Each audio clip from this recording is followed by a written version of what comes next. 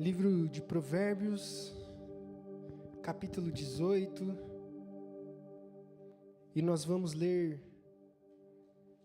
o versículo 1 e o versículo 2, em nome de Jesus. Diz assim a palavra do Senhor: Quem se isola busca interesses egoístas e se rebela contra a sensatez. O tolo, ele não tem prazer no entendimento, mas sim em expor os seus pensamentos. Feche seus olhos.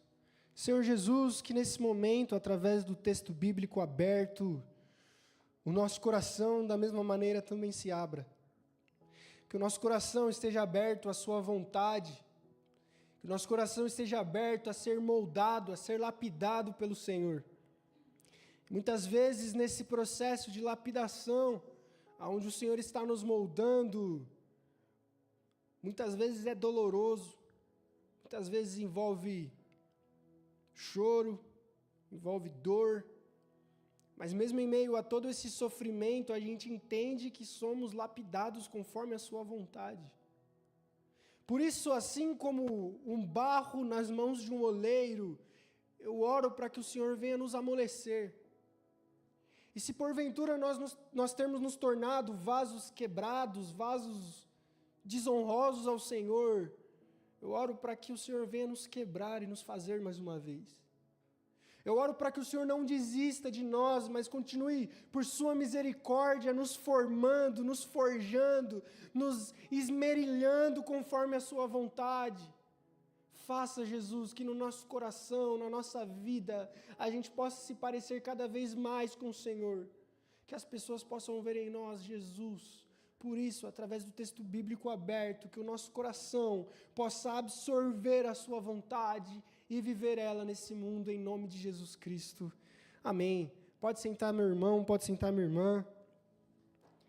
Que a paz do nosso Senhor Jesus Cristo seja sobre a sua vida, que Deus possa estar te abençoando, te protegendo mais uma semana, te fortalecendo, te dando uma ótima noite, em nome de Jesus Cristo, protegidos desse frio. Já tomamos o nosso chá com a água fervendo, então dá para aguentar agora uns minutinhos acordados, protegidos do frio, para a gente escutar a vontade do nosso Senhor. A gente está nessa série onde a gente tem meditado a partir do livro de Provérbios, a gente tem visto como viver com sabedoria, e a gente vai viver com sabedoria através dos conselhos de Deus para nós.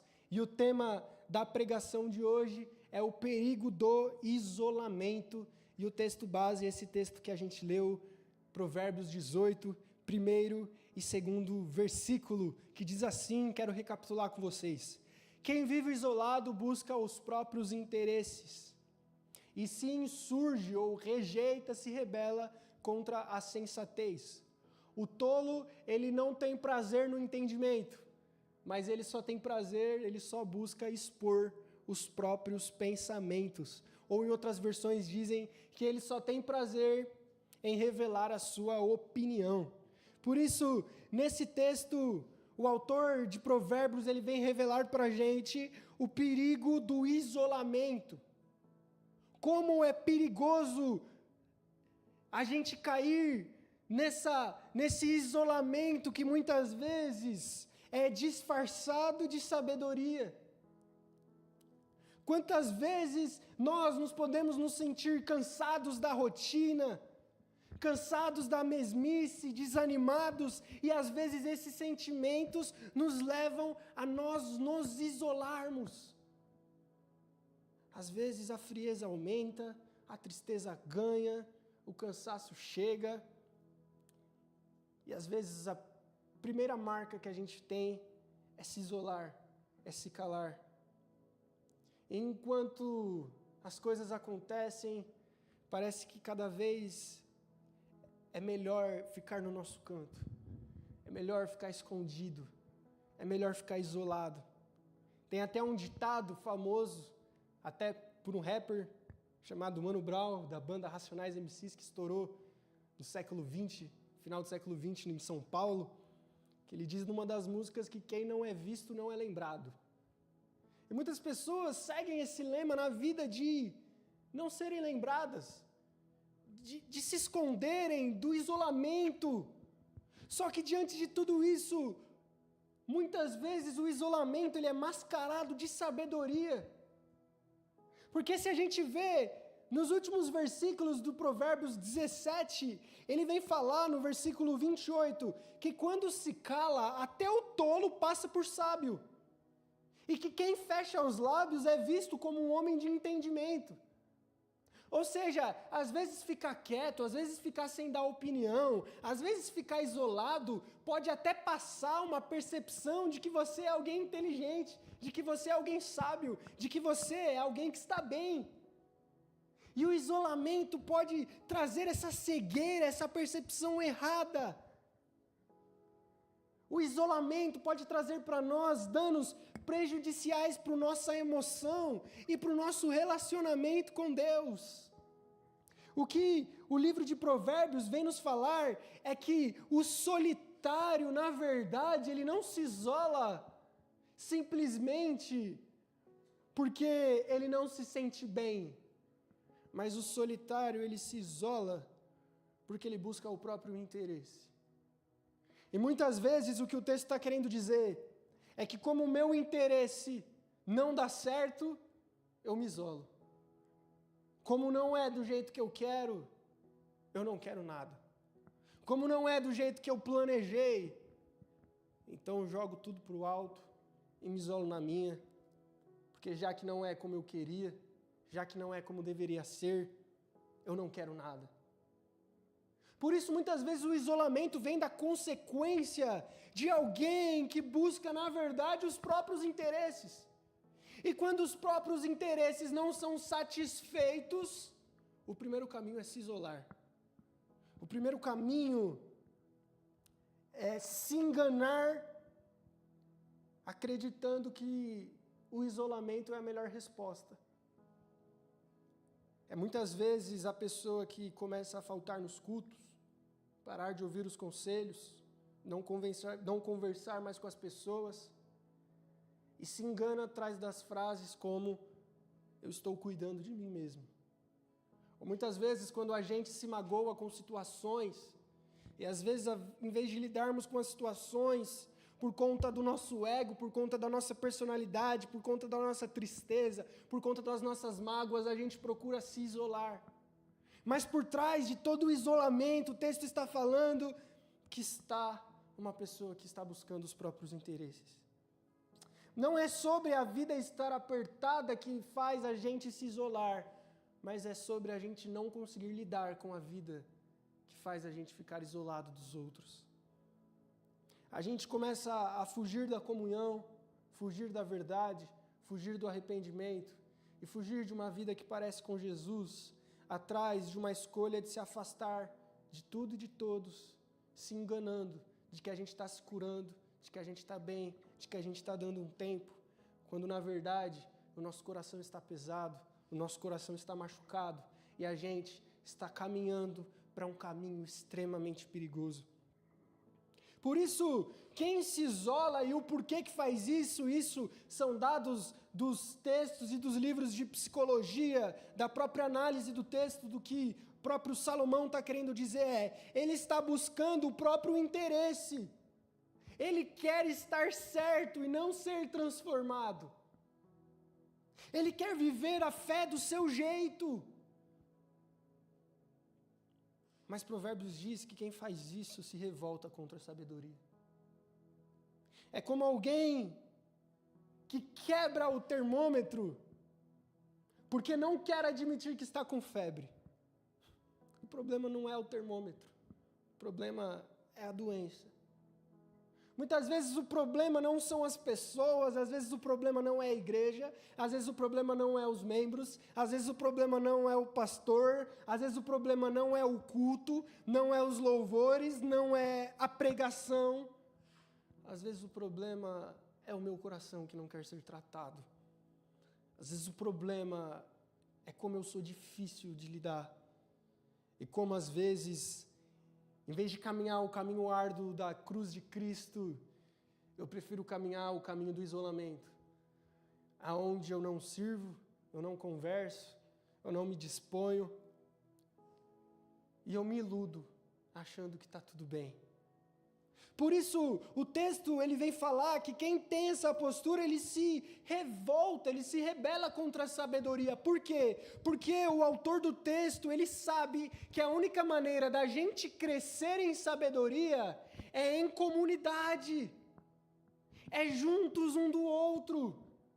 O próprio filósofo famoso Aristóteles diz que o ser humano é um ser social.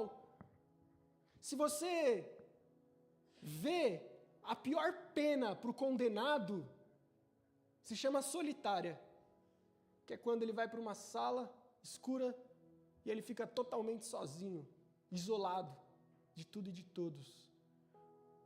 Porque nós e o nosso crescimento, ele está associado a nós nos relacionarmos com pessoas. Não tem como a gente crescer, a gente amadurecer, a gente melhorar, a gente crescer como igreja sem relacionamento, sem ser uma família unida. Por isso, o isolamento, ele é o contrário da sabedoria, porque enquanto a gente se isolar, não vai ter como crescer. Enquanto a gente não ter conexão uns com os outros verdadeira, de amigos verdadeiros, que nos próximos capítulos, inclusive, diz que há amigos que é mais chegado, inclusive, que um irmão, é impossível o crescimento. É impossível alcançar sabedoria sozinho. É impossível adquirir conhecimento por si só. E sabendo disso, o autor do texto fala, por isso, quem vive isolado se revolta contra a sabedoria. Por isso, muitas vezes, quando o nosso coração sente que o melhor é se isolar, Deus está falando, se isolar não é a saída. Se isolar não é o melhor. Às vezes, quando a gente está triste, quando a gente briga, a gente procura se isolar, ficar no nosso canto, não escutar ninguém, não ouvir ninguém, não falar nada, ficar quieto, processar os sentimentos. Só que o que o autor está dizendo é que não adianta processar os sentimentos sozinho. Não adianta viver a vida cristã sozinha. Não adianta viver a igreja sozinho, porque é o tolo que vive isolado. Porque por trás desse isolamento está alguém que tem um ego muito grande, que tem buscado somente os próprios interesses. E quando esses interesses não acontecem, a primeira consequência disso é eu me isolar. Quando a pessoa não tem a atitude que eu espero, eu me isolo. Quando acontece algo que eu não queria, eu me isolo. E em tudo isso está um Gustavo que quer que as coisas sejam do jeito dele. Mas por isso Deus vem nessa noite falar que as coisas, na verdade, nem sempre serão dos nossos jeitos. E a sabedoria não está em planejar as coisas bem o suficiente para que tudo aconteça do jeito certo. A sabedoria está em saber lidar com as pessoas, mesmo quando tudo está dando errado. A sabedoria está quando, mesmo com as dificuldades, em vez de nos isolarmos, a gente sentir prazer no entendimento em que a gente está crescendo junto. A sabedoria não está em fazer tudo certo e perfeito, mas a sabedoria está em crescer com os erros e entender eles, e fazer com que os erros se tornem os próximos acertos. Por isso, se em primeiro lugar a gente consegue ver no texto que quem se afasta se engana, porque por trás desse afastamento, desse isolamento, na verdade está o nosso coração que busca só os nossos próprios interesses. Em segundo lugar no texto a gente consegue aprender que quem só fala não cresce. Versículo 2 diz o seguinte: o tolo não tem prazer no entendimento, ele só tem prazer em expressar a sua opinião. Aqui está o segundo erro que a gente consegue enxergar nessa noite através desse texto base. O primeiro erro é o isolamento. E o segundo erro é falar demais e escutar de menos. O tolo, segundo Provérbios, ele não quer aprender, ele quer vencer discussões. O tolo, ele não quer crescer, ele não quer receber experiência, ele quer desabafar. O tolo, ele não quer entender a vontade de Deus e crescer nos erros. Ele quer dizer o que sente. O tolo não quer ser corrigido, ele só quer ser entendido. O tolo, como diz o texto, só sente prazer em revelar a própria opinião e não em escutar os outros. Isso é uma marca muito forte da nossa geração, porque nós somos pessoas extremamente debatedoras, somos pessoas extremamente de retrucar, somos pessoas muito questionadoras e muitas vezes nos nossos relacionamentos a gente está mais preocupado em estar certo do que em crescer em sabedoria. A gente está mais preocupado em desabafar, em dizer o que nós estamos sentindo, do que aprender e ser corrigido. Às vezes a gente entende que a gente vai ter o coração curado, a emoção curada, a ansiedade curada, a depressão curada quando a gente desabafar, quando a gente descomprimir, quando a gente dizer o que sente. Mas não é isso que a Bíblia fala. A Bíblia fala que, na verdade, o entendimento não está em revelar a opinião, mas o entendimento está em aprender com os outros, aprender com as situações e aprender com Deus. E muitas vezes esse aprender com Deus significa ficar quieto, ouvir coisas erradas, engolir sapo, dar outra face. Ultimamente eu tenho visto nos stories do Instagram, e o Instagram ele trouxe duas coisas, uma boa e uma ruim. A coisa boa disso é que agora a gente consegue ver a vida de todo mundo. Então, as pessoas se tornaram mais transparentes, dá para ver o que a pessoa pensa, o que a pessoa gosta, o que a pessoa acha. As pessoas se expõem demais. E nessa exposição onde nós estamos nos expondo a vitrines, as pessoas conseguem ver o que a gente pensa. Mas enquanto isso é bom, isso também é ruim, porque isso me preocupa, porque sabe o que eu tenho visto? Uma normalização de atitudes erradas, que não tem nada a ver com Jesus por parte do crente. É como eu vi num post que dizia basicamente assim, eu sou assim mesmo. Falou comigo, eu não levo desaforo para casa. Poxa, gente, é isso. Eu sou assim, essa é a minha personalidade. De alguém que é crente? É isso que Jesus fala? Mas por quê? Eu falo mesmo, se falar comigo, eu retruco. Eu vou ficar guardando para casa?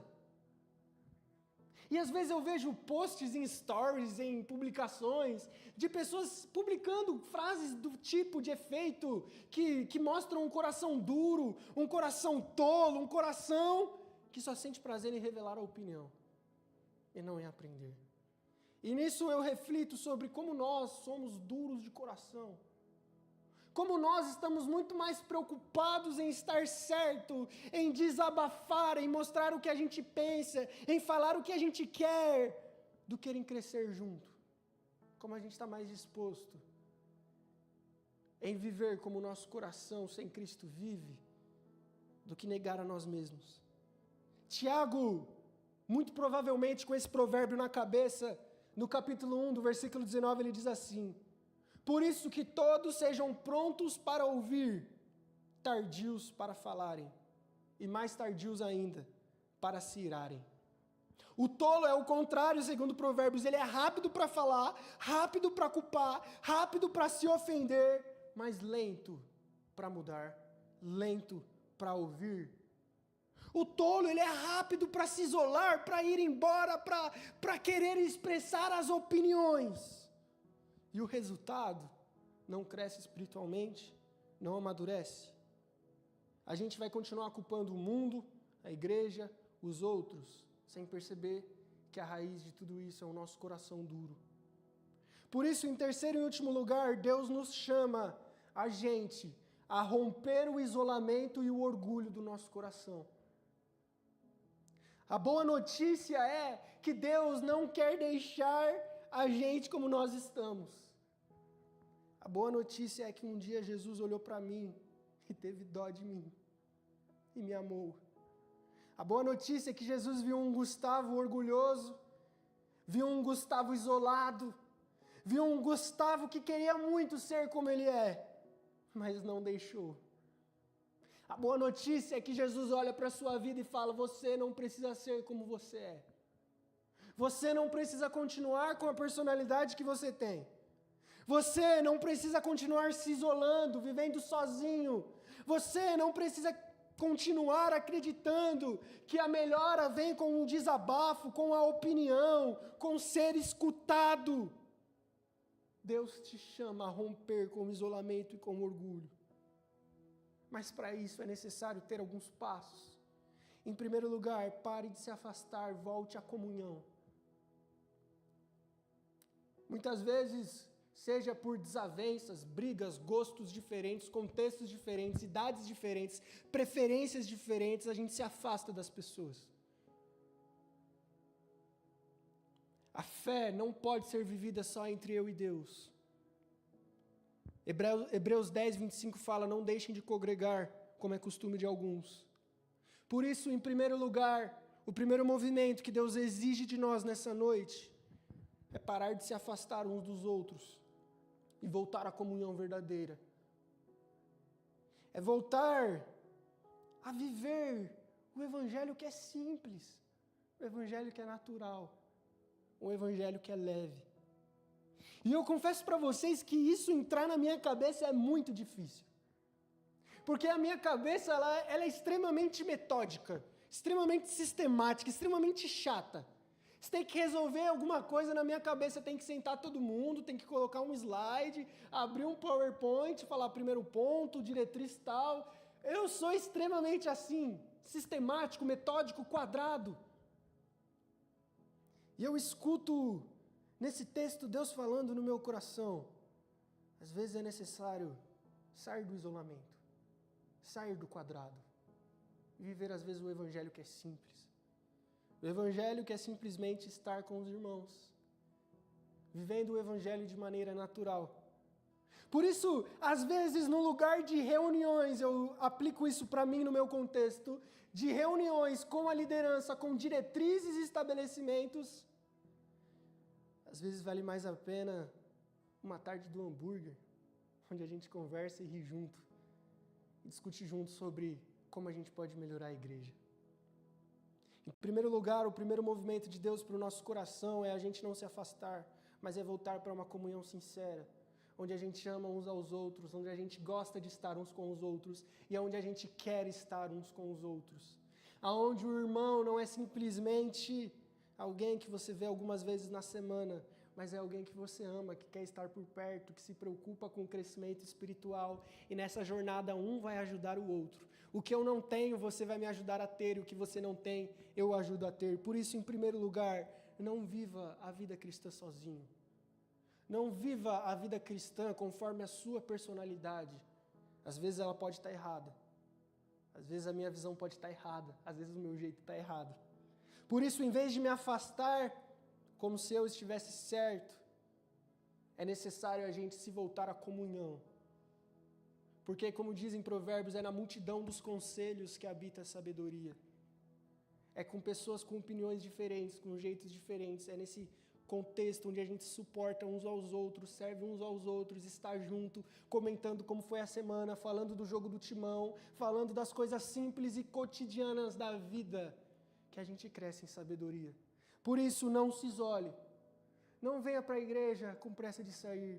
Não tome o café muito rápido a ponto de queimar a língua. Não tenha pressa para ir embora. Gaste tempo comendo bolinho. Gaste tempo falando da semana. Gaste tempo desabafando o coração. Gaste tempo falando o que você sente. Porque é nesse movimento de você com seus irmãos, na igreja, que a gente cresce. Segundo lugar, aprenda a ouvir. É importante a gente aprender a escutar mais do que a gente fala.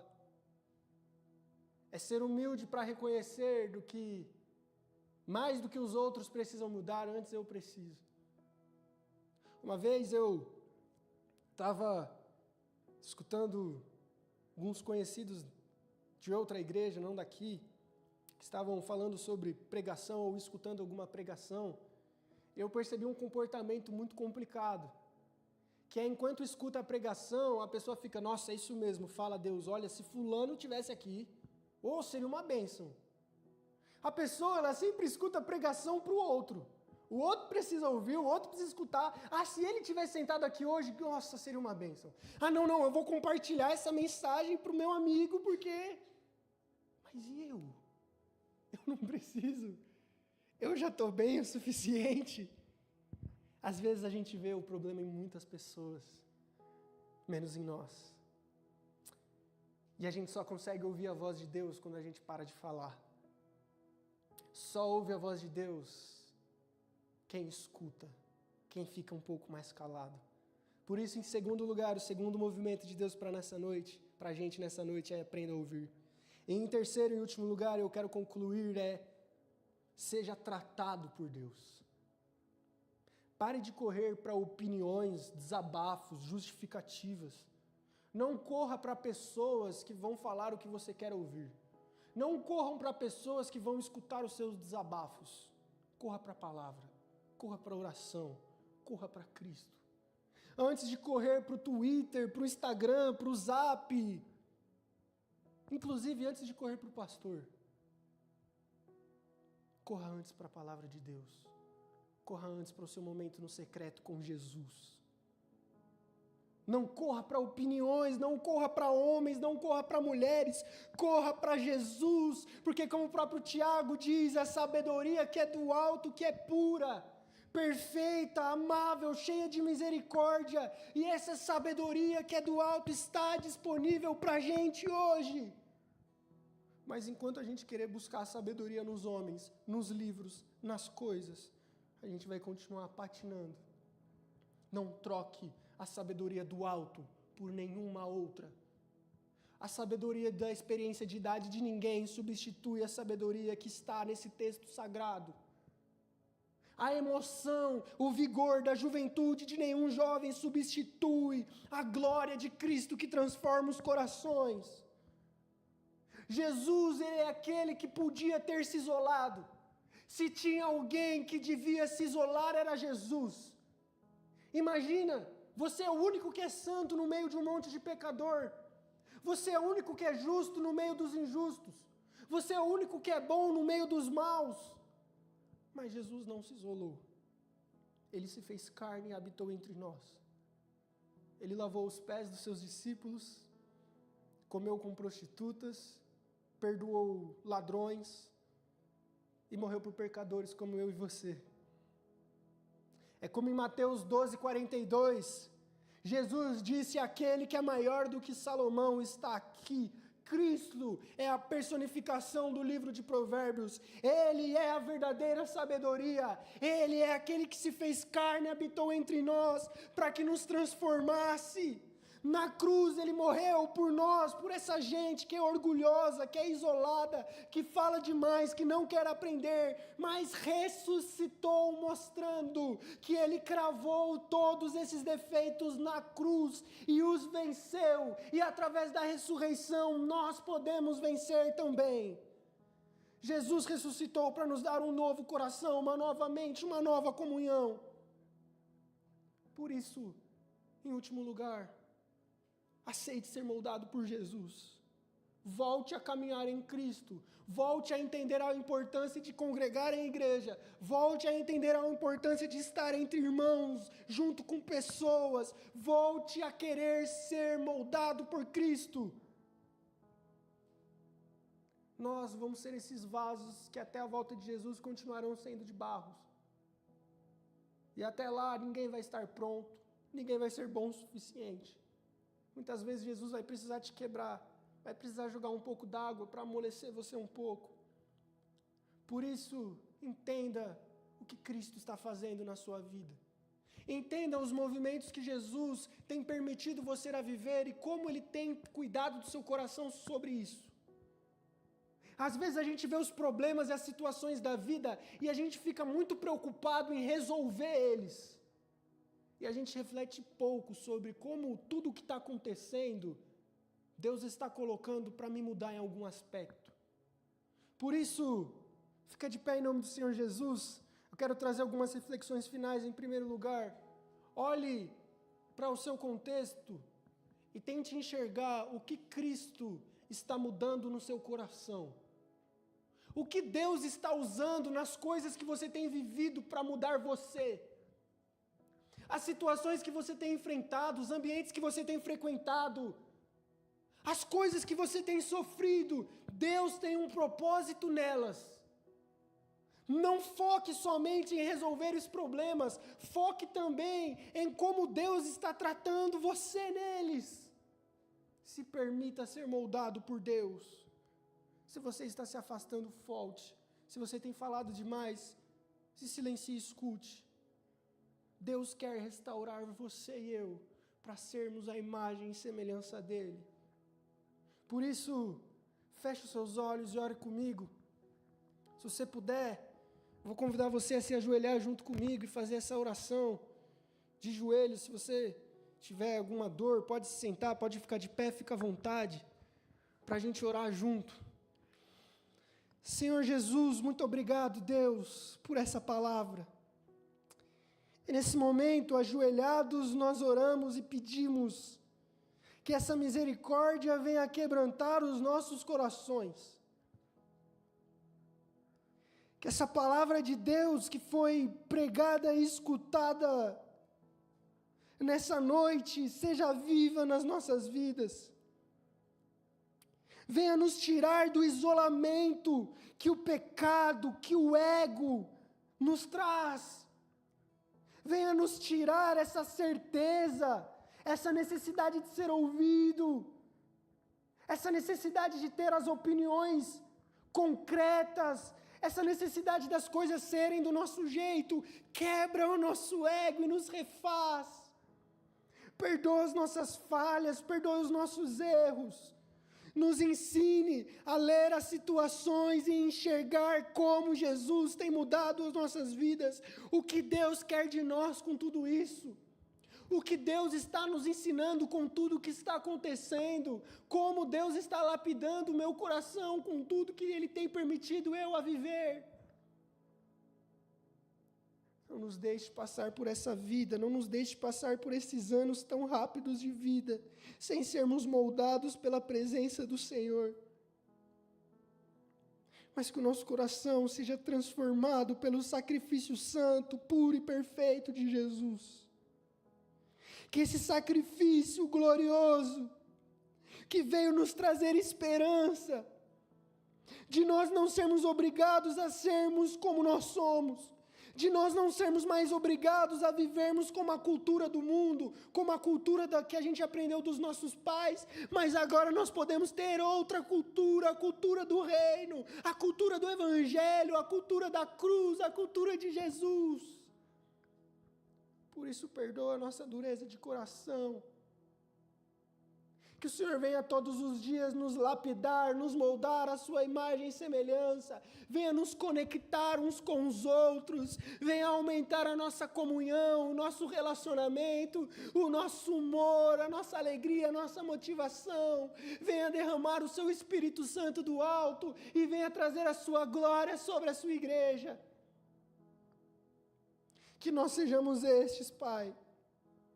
Que por causa da cruz e da graça de Jesus, a gente saiu do caminho dos tolos, do caminho daqueles que não querem aprender, só querem falar o que sente, só querem expressar a opinião, do caminho dos que se afastam, dos que se isolam, dos que conseguem viver bem sozinhos. Não, a gente entendeu, a gente se parece com Jesus, a gente é aquele que, assim como Cristo, se mistura com as pessoas para aprender, para amar e para manifestar a sua glória.